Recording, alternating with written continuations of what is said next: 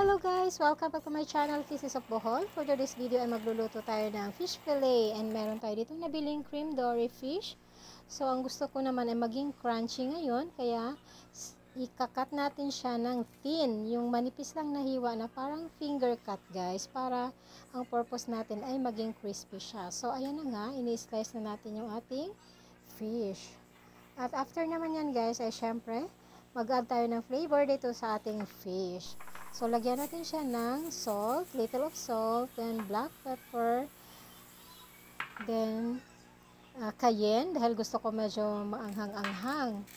Next naman ay ating magic sarap. At syempre guys, lalagyan din natin ng paprika. And then ayan guys, haluin lang natin. Syempre kamayin ko na guys, para ma-mix well natin. Ayan. Then, isi-set aside muna natin siya. So, ito yung ating mga kakailanganin, ang breadcrumbs, ang all-purpose flour, and cornstarch, then, 2 egg, at itong ating mga condiments na ginamit na natin guys. At ito na, ang ating breadcrumbs, at mag-beat tayo ng egg dito guys. Then, ayan na, titimplahan natin yung ating imimix na cornstarch and all-purpose flour. So, ayan guys. Para magkaroon ng lasa, lagyan natin ng salt and then black pepper. Ayan. So, haluin natin para maging malasa talaga lahat. Maging even ng ating flavor ng ating cornstarch at all-purpose flour. So, ito na guys. I-dip natin yung ating fish dito sa ating flour. Then, dip naman natin dito sa ating egg. Next naman ay dito sa ating breadcrumbs natin i-roll. So, ayan guys. Repeat the process lang hanggang maubos natin yung ating fish. Siyempre, pinapakita ko lang para meron tayong guide. Anyway, iba-iba po ang ating pagluluto guys. So, nakadepende sa inyo kung paanong proseso po ang gagawin nyo.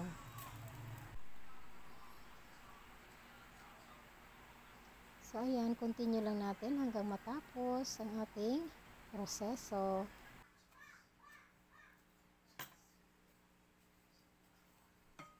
So, ayan po ang ating sample at ayan na po ang lahat-lahat. So, ito na.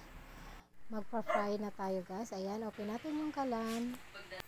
At maglagay tayo ng oil. Medyo madaming oil para ma-cover talaga yung ating fish. Ayan guys. Diba? Kailangan nakalubog po ating fish. So, ayan, naka-first batch na tayo. Kailangan medyo crunchy-crunchy. Tamang golden brown lang siya guys. Para huwag naman yung sunog. Para masarap. Medium heat lang dapat ang ating apoy guys. Para iwas sunog. So, ayan. Ako, natatakam na akong tikman. And done cooking. That's our video for today. Thank you for watching. And please don't forget to subscribe, like, and comment below. Ayan na, ready to serve. And let's eat guys. Bye everyone. God bless us all. Thank you.